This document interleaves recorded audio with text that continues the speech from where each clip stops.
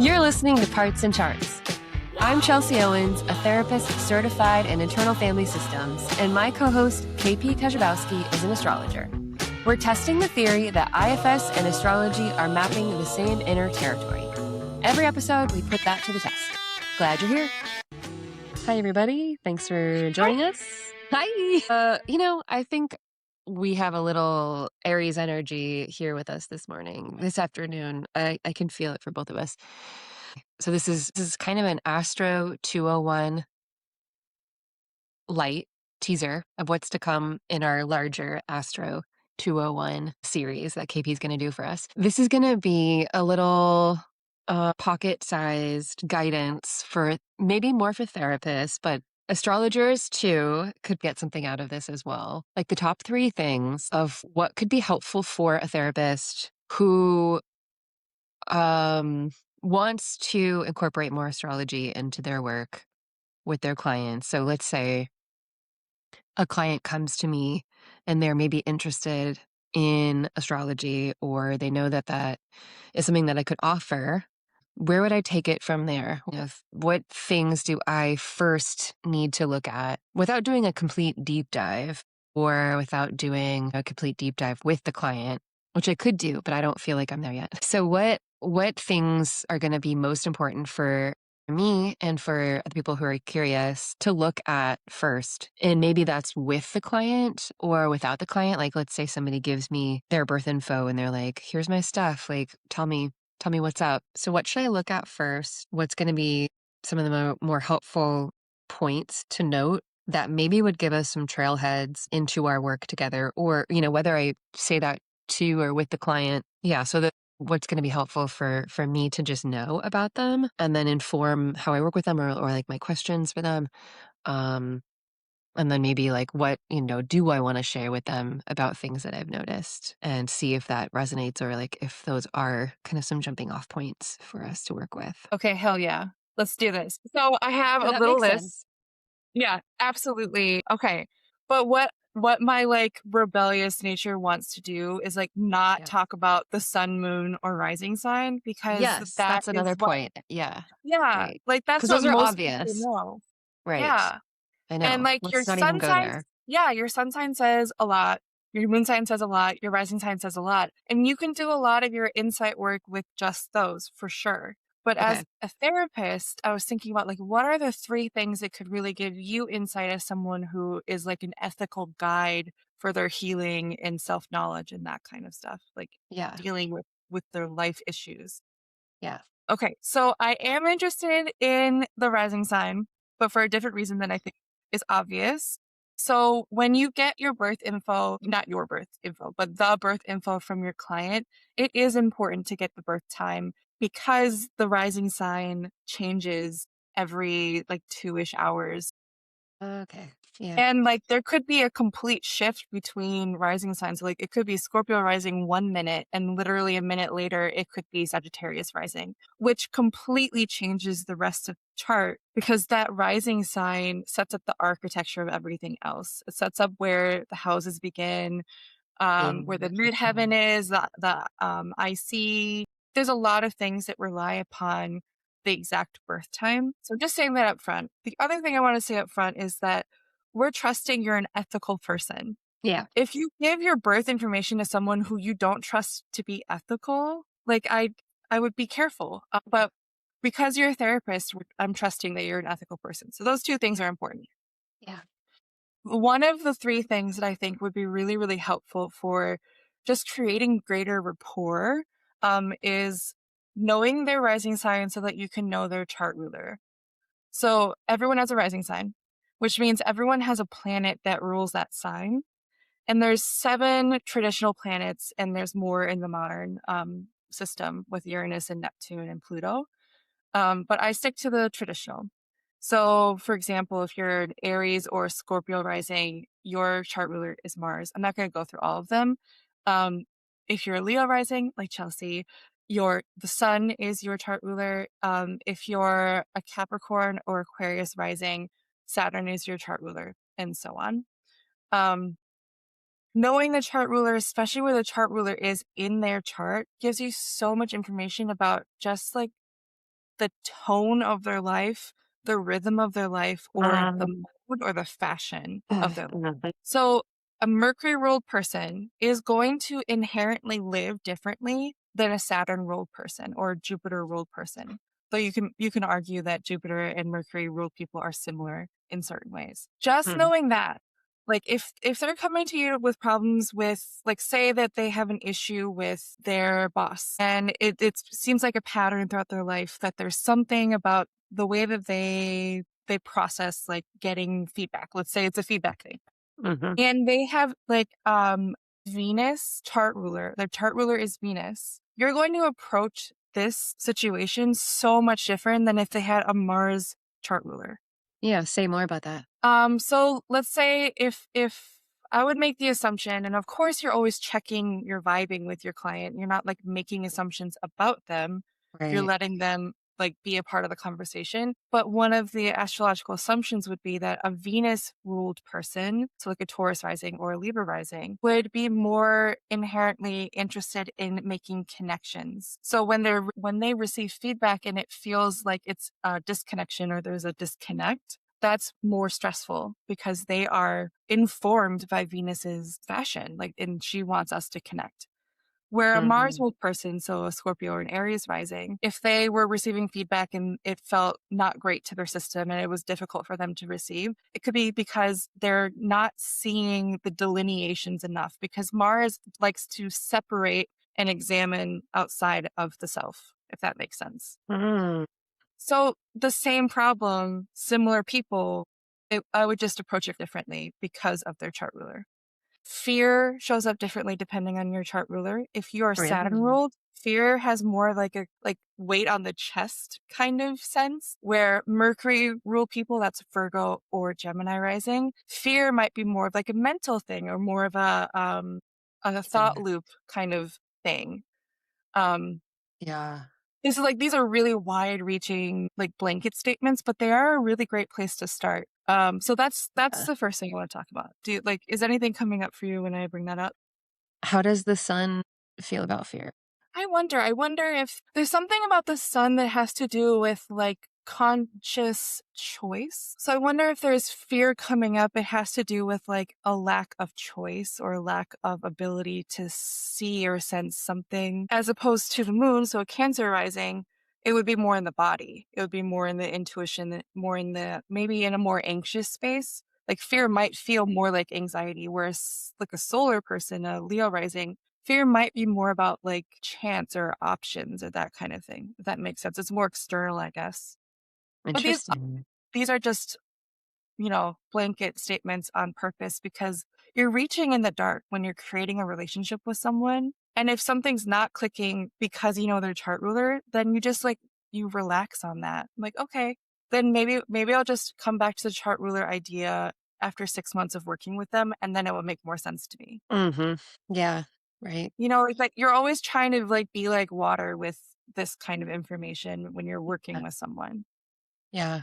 Mhm. Yeah. I didn't even realize, like, how important I honestly didn't even start, like, reading, like, I don't know, my horoscope or things that I would see, like, on YouTube or about my rising sign until very recently, realizing, like, yeah, when you see kind of these kind of general, like, horoscope type things or whatever you're, kind of consuming out there, it's mostly based on, like, the first house, as it's mostly based on the chart ruler, right? And yeah, I that's just like really started to click for me more recently that I've stopped kind of consuming things about Cancer. I don't know. And maybe that's also helpful in some ways too. But now I'm like just looking at Leo stuff and how yeah, that it feels like it relates so much more in a general sense. But, if I was just working with you like and just getting, a very detailed reading, I mean, it would also probably be like very Leo coded, but yeah, it feels really important to know the chart ruler and like rising sign, of course, Yeah. for so many reasons. But remember that podcast that you sent me about Channy knowing her chart ruler and how that unlocked so much purpose for her? Yeah. Yeah, yeah. So it's not it's not just rising sign, it's like looking at the ruler of your chart. Yeah. I mean, okay, we could do an experiment right now. Please, So, therapist Chelsea, my shiro is what I called you in the text thread today, my shiro. my Shiro. Can you Shiro, baby? So, you know I'm a Capricorn rising, you Yeah. know my chart ruler is in my first house, you know other things about my chart. Like, do you feel like the Saturn energy would help you be a better therapist for me if I were your client? Just so I let you Mm. know that. I know, yeah, good question. I guess I still yeah, I would need to know I still feel like I need to know more. I would still need to know more about how like like what that Saturn energy or archetype truly means. Um, Yeah. Well, what if I came to you with a problem like not a problem, but I am considering moving back home and you know that I'm Saturn ruled. Like, how would you approach talking about that kind of concern or decision if I was a completely different rising sign? Like, would that feel different if I was a Gemini rising? mm, Because Mercury makes decisions a lot faster than Saturn. I mean, yeah, I know that like you've told me Saturn is really slow. Yes. Or like slow because it's deliberate and Yeah. really wants to make sure you're getting it and like and you're not being impulsive, right? Yeah. Yeah. So that yeah, that makes sense. I don't know how it would really change how I approach you though. Yeah. Yeah. I I feel like it's informing me and that information feels good, but I don't know if it would change necessarily how I'm showing up with you or like how I would work with you. Do you feel like it would change how you would approach like the approach? Yes. Okay, tell me more about that because maybe I'm not getting it. But I think that I respect your suspension of disbelief maybe, Yeah. not trying to make decisions because of data. Sure. So I respect Yes. that. From my point of view, if a client came to me and they were, let's say, like they're thinking about moving to a completely different city or something, Yeah. and they told me why, it doesn't necessarily matter what they're intellectually saying why, as much as if they are ruled by Venus, my question would be like, where do you feel most connected? But if they were ruled by the sun, is like, do you feel like you could sustain your vitality and energy where you're moving? Or like I would ask questions and Mm, also, but my craft as an astrologer interpreter is more question based, where your IFS practice is yeah. more expansive and space based, right? Does that Yes. sound Yes, right? expansive in space-based, but also and like there are a lot of questions, but it's really it's like the kind of following the model, like following the questions that I would ask wouldn't really change that much. Yeah. I mean, I can see, like, where you're coming from for sure and how you would, certain questions based on this information, which makes total sense. And I guess, like, if I was just doing, like, purely kind of IFS insight work, it wouldn't change much. And we would just Yeah. getting to know whatever is, whatever energy is presenting itself. But I also we're just kind of working with this example of like someone moving, right? But in that, like I think people come to me with like questions about what they should do about things, right?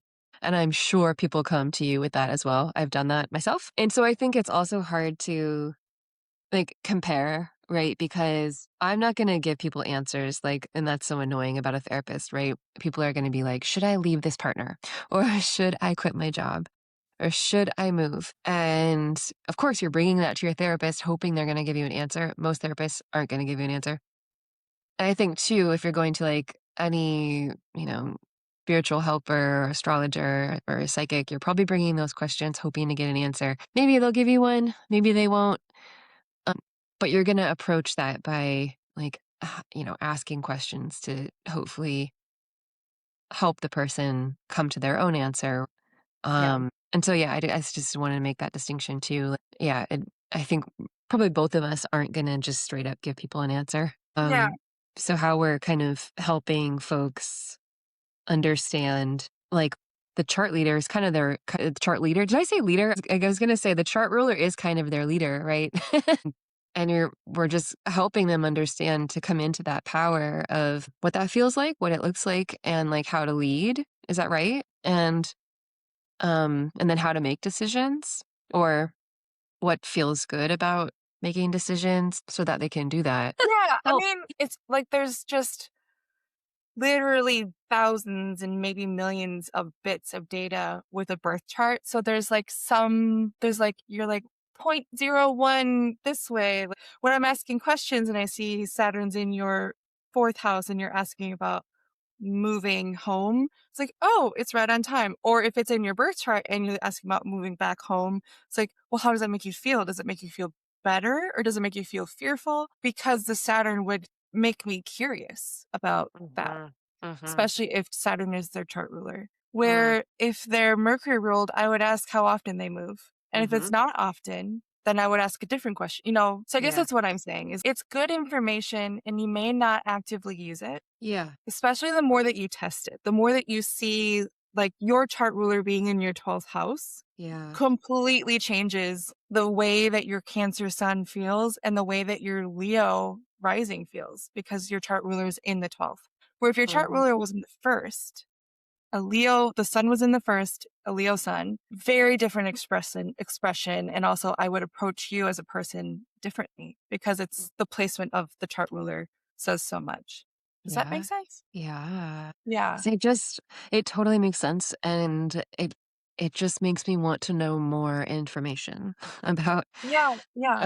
all it because I yeah, I think it could be really cool to, like, have all of this deep knowledge without making assumptions, but having, like, Yeah. deep knowledge about the person to be able to ask really interesting questions. And yeah, I think I wanna go deeper. I mean, not right now, but, like, yeah, knowing the chart ruler, but then, like, yeah, what do I do with it? And, like, what Yeah. does it all mean to be able to make those connections like you so easily do? You're so close. Ugh, Yeah. This is why I wanna do Astro 201 with this I know. podcast because, like, I can see that you are so close to being a practicing astrologer. It's just I can remember how it felt to be like, "None of this makes sense. What the Yeah. fuck is an aspect?" Like, I Yeah. remember, like, "What is a sextile? What does that even mean?" But, like, Yeah. it's just, like, it's layers you put layers on top of each other, and then things start to click, and then you can make your own hypotheses and test them and, like, how we do in our group chat. Yeah. You have so much confidence in me. It's crazy. I do. You really gas me up.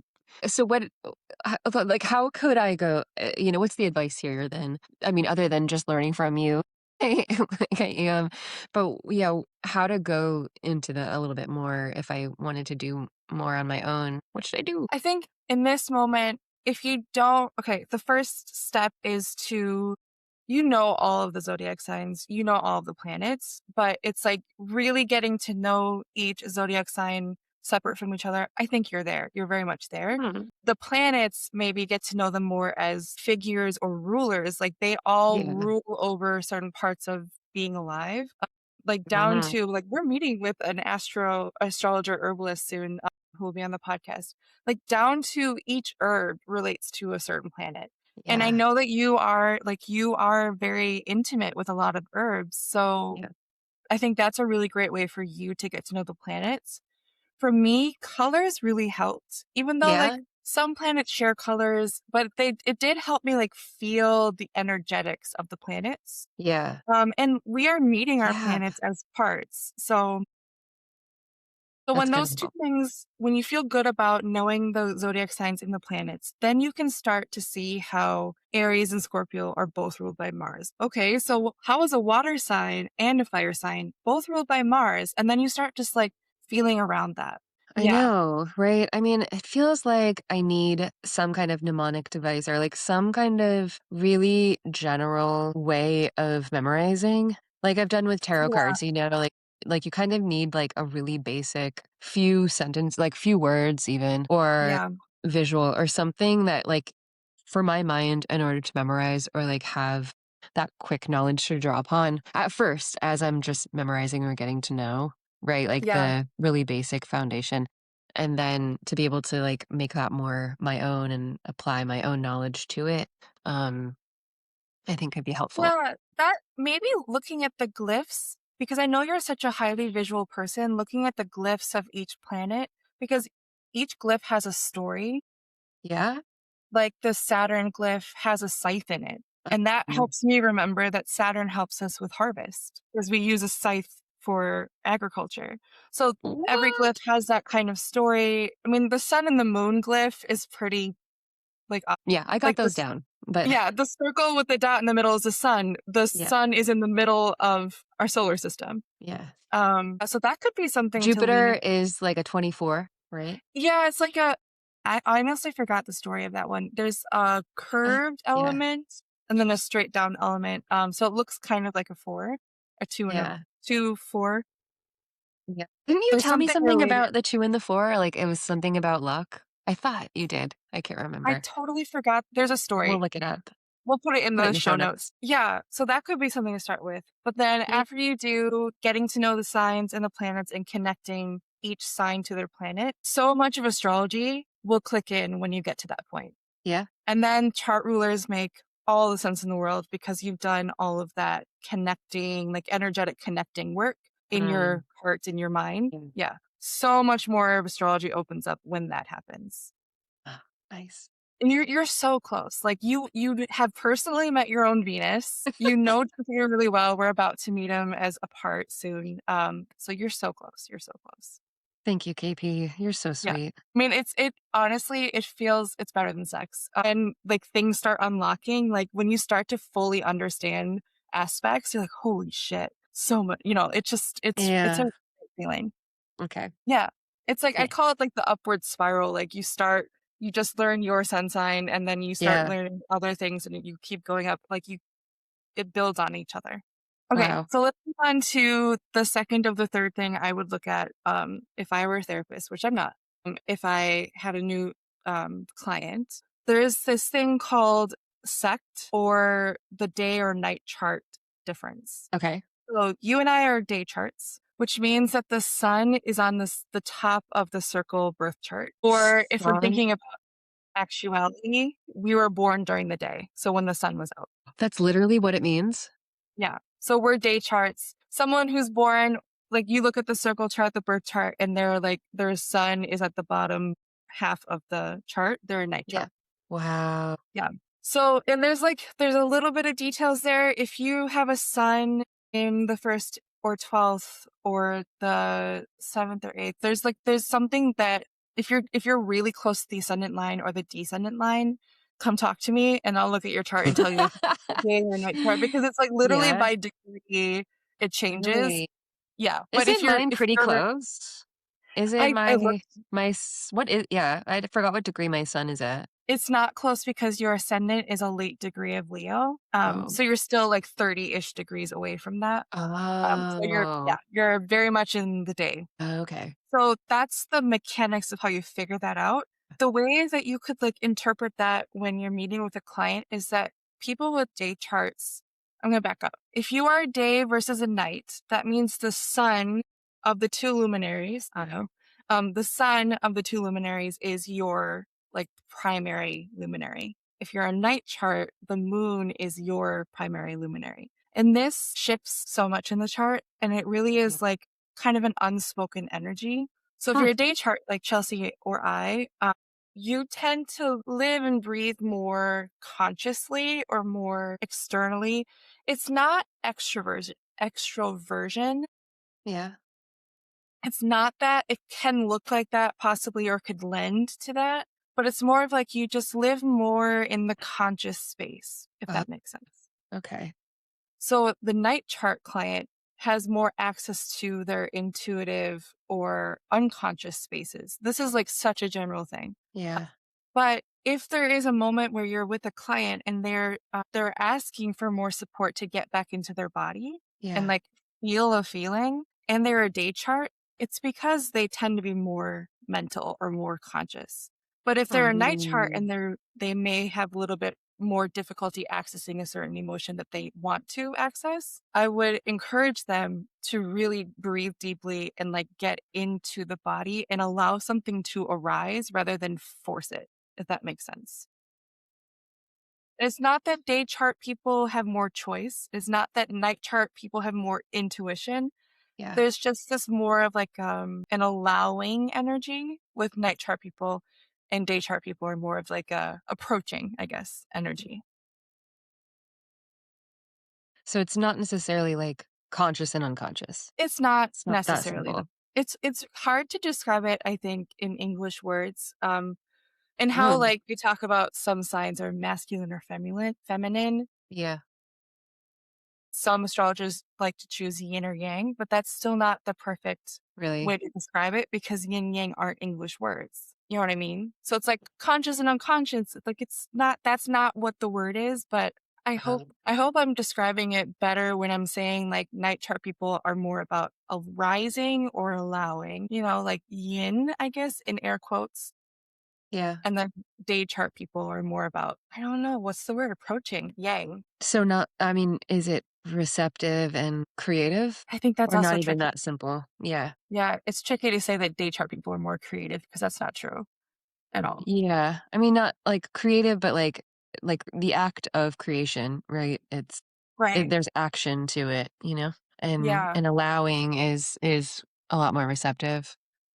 Yeah. Allowing I mean, something to come I through. think Yeah. it's good to just let's keep it at that. And then as you get to know night chart versus day chart people, you can feel the difference. But it Really? takes Huh. it takes getting to know someone to really sense it, I think. Interesting. It also really depends on the status, I guess, of their sun and their moon sign in the chart. That's a whole other thing. Mhm. But I think starting there and just being curious about that, like, oh, maybe Yeah. they get information more in the quieter way, Um, could be helpful as a therapist. how using me as an example, how do you think that shows up for me if I walked in, to work with you and that was something you noticed right away about my chart? Like, yeah, well, how would that have informed how you work with me or what you notice You're a about me? tricky case.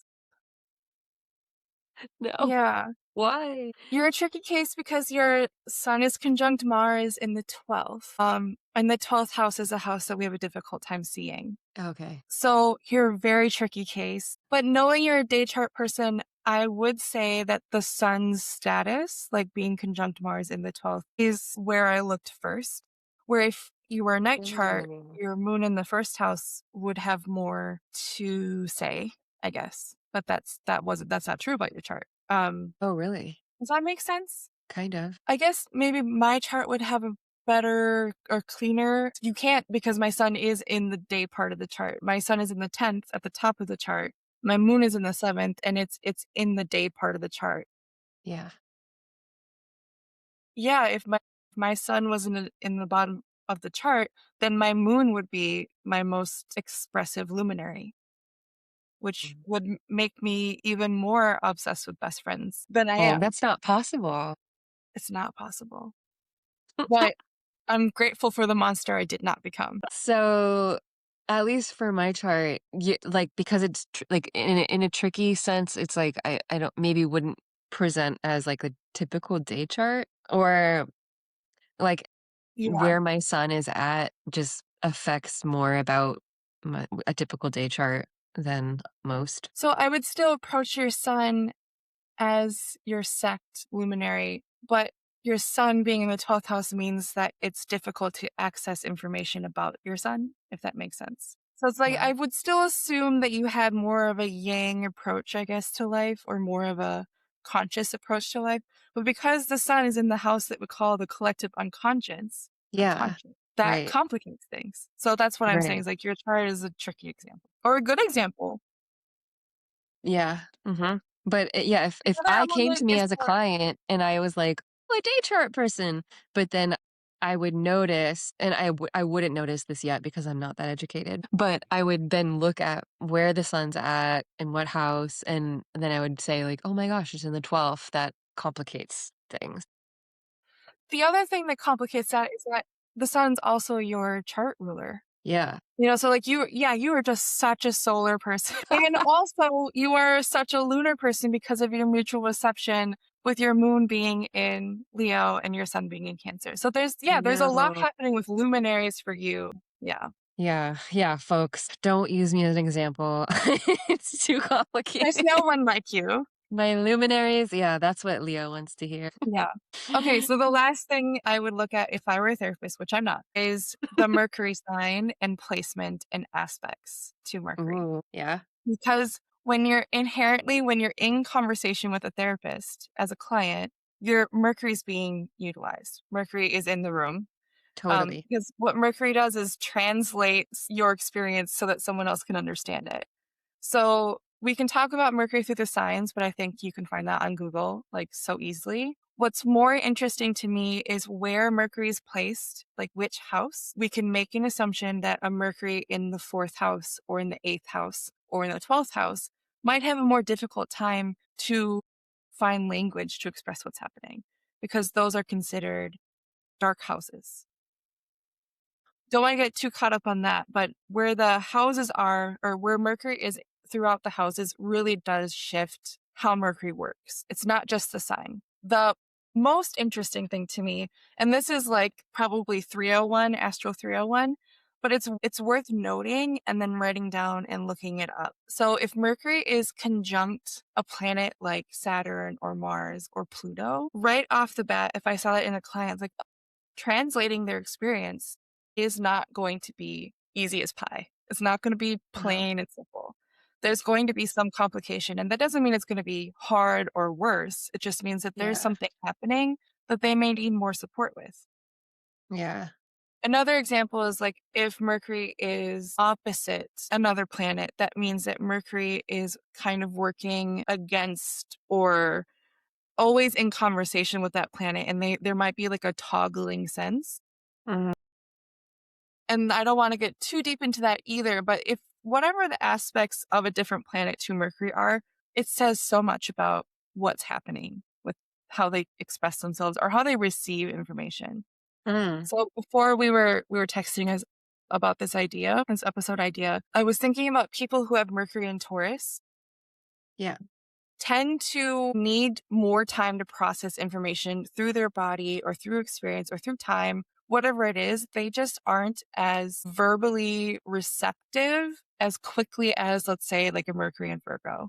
Both earth signs, but Virgo is ruled by Mercury. Virgo moves really, really quickly in the mind, but Taurus needs to process things through the body. Again, very general stuff. But let's start with just stick with Taurus, Mercury in Taurus. Let's say Mercury in Taurus is in uh, the seventh house. Right away, if I saw that with a client, it's like, oh, they need to process information and language through their body, and they love to have a mirror. So they love to have a counselor. They mm, love to have a therapist. They love to have a best friend. They love to be in conversation with someone to help them process information through their body. mm, Again, very blanket term stuff, but it would give me something it would help me as a practitioner know not to be too verbal or to speak too fast or to use too many examples and to mm, allow them to tell me when they're ready for more. But mhm, if it was a Mercury and Virgo in the seventh, I could assume that they would really like a faster paced verbal exchange.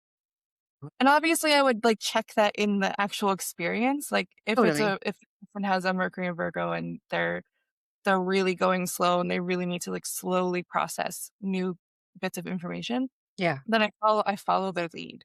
But yeah, these are things that would give me information. The last layer is, let's say, Mercury in Taurus in the 7th house is aspecting, let's say, the moon in a really positive way. So let's say it's a trine or a sextile. A trine would be another earth sign. So let's say it's a Virgo moon.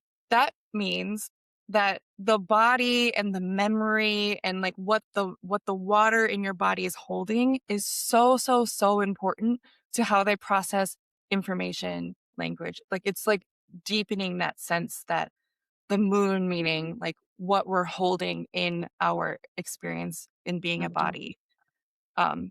to be processed even more so through communication, which is interesting to me. Mm. So that's why like Mercury does so much when you're working with a client or when you are a client working with a therapist, because that helps you know what type of therapist would help you best. So you're like So, really yeah. you're looking at where Mercury is in your chart. He's somewhere.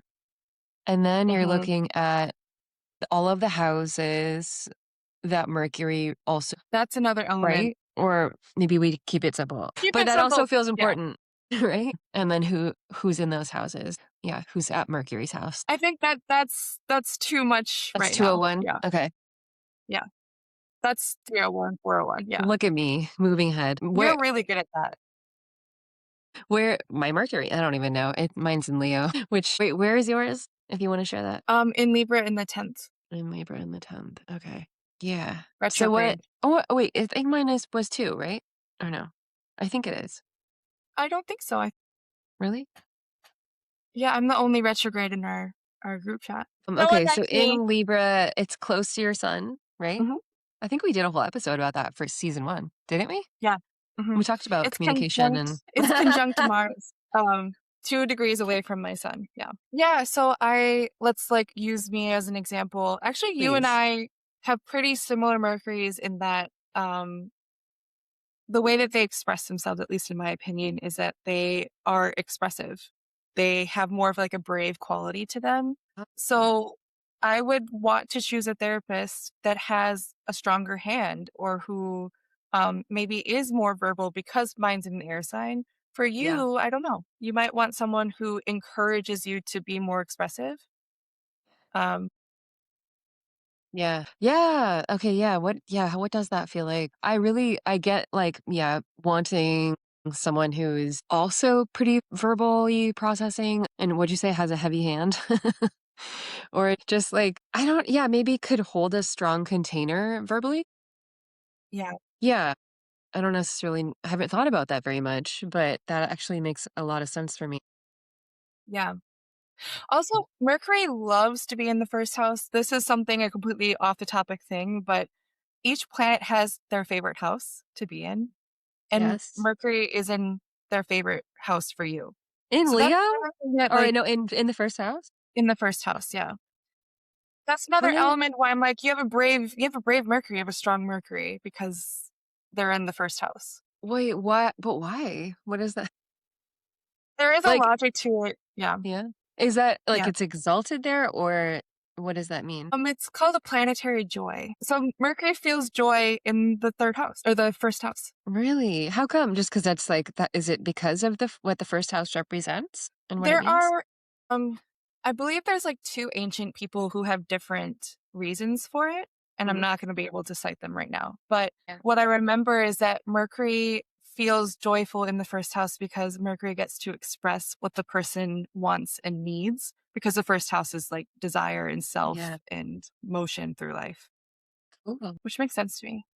The moon loves to be in the third house because the moon loves ritual, and the third house has a lot to do with our weekly rituals and Oh, how we mark time in our lives. nice. Where does Yeah, the sun like to be? I don't remember. I know Mars loves to be in the sixth house because Mars just likes to be like sent on a job. Like he just loves to do Oh, things. he's so cute. Yeah. So yeah, if you have Mars in the sixth, like, oh great, that's a great place for Mars, depending on other stuff. Nice. Because like, yeah, because you have like energies, like you're the person who's like folding the envelopes, like That's sending the so emails. Yeah. cool. Yeah. Where does Saturn like to be? I don't remember. Oh, the 12th house. Really? Huh. I can really slow down and chill there.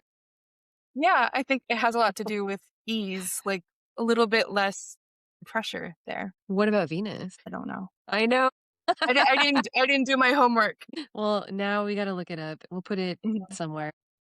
Yeah. Also, these kind of like frameworks do help you understand the planets more. The more Yeah. you learn about the planets and what they feel joyful doing, or like what signs they like to be and what signs Yeah. I they don't like to know. be in, it gives you more of a sense of them as people. Mhm. Mhm. Mhm.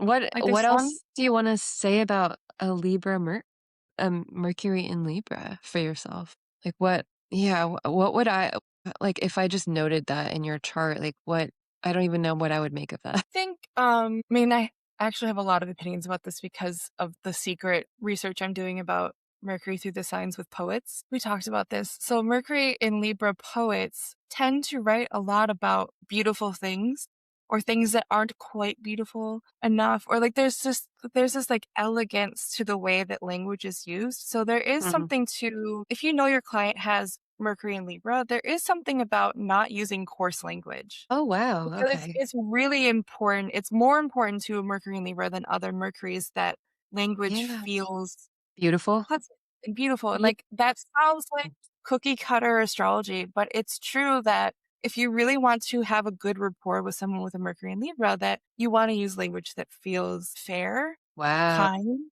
like pleasant. You may not want to be dramatic with your phrases.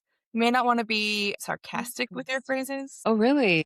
Wow. Yeah, because I think it's clear why. It makes them feel more comfortable. Yeah, well, that's really great information. I mean, that also some of that just feels, like, helpful just to always embody as a therapist. I mean, I still say the F word quite a bit, not with all clients, but, like, it'll slip out, and There there are some people with different Mercuries who would trust you who would more if really your language be was more down. close.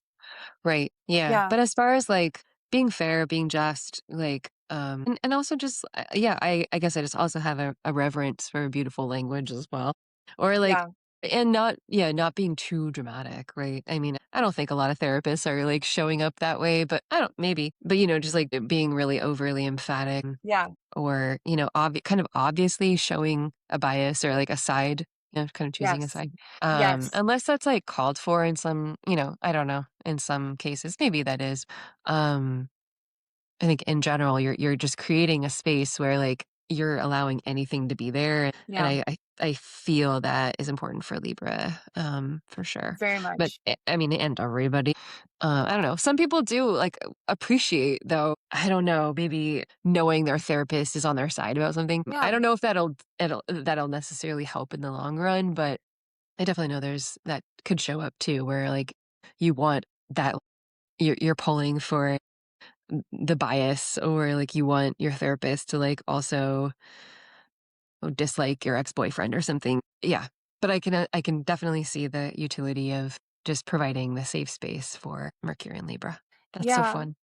I mean, this is actually the last thing I wanna say about this is that the planets aspecting my Mercury include Uranus, in the first house. So there's if I saw my chart and they were my client, I would see that, messing around with language or doing language in your own way, Yeah? is really important to identity. Maybe I'm just saying this because I know myself, but as a therapist, I would then see that as like, give them more space to find the perfect strange phrase for what's happening, and that will Ooh, help them like really go deeper.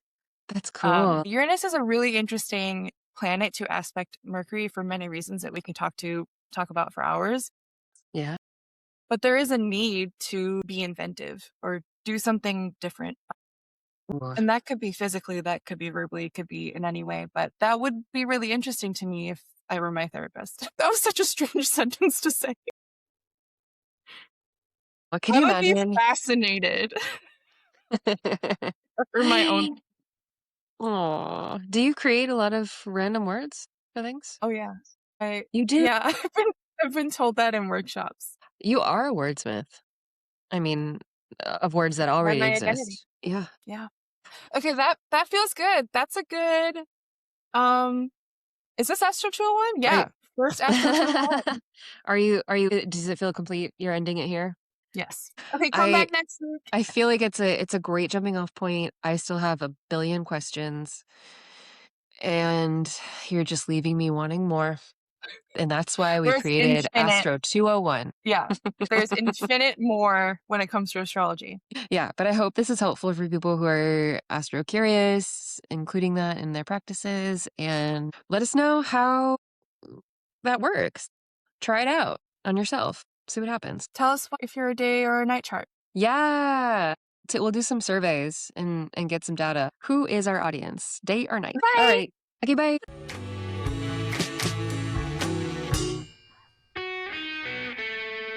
Thank you for joining us for Parts and Charts, the IFS and Astrology podcast.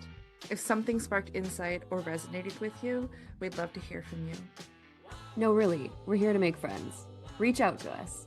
Leave a comment, subscribe, and if you feel called, share this episode with someone you care about. Or, if you want to work with us one-on-one and go deeper with this work, check the link in the show notes for how to find us. Until next time, may all of you feel a part of the family.